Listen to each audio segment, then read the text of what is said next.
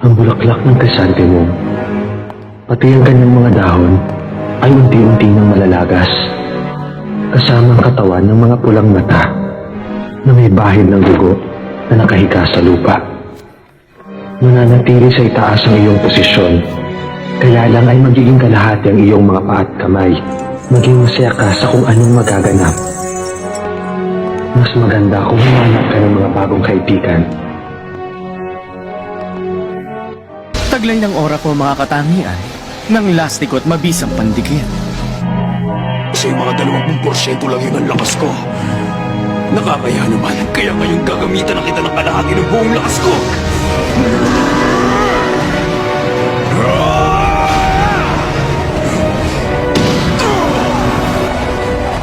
Mukha yatang desperado ka na talagang malaman kung nasan si Killua.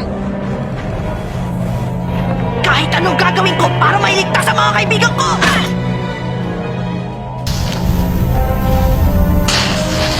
Ayos, fully charged na ako.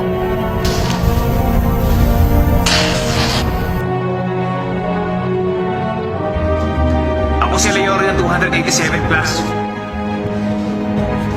Ikaw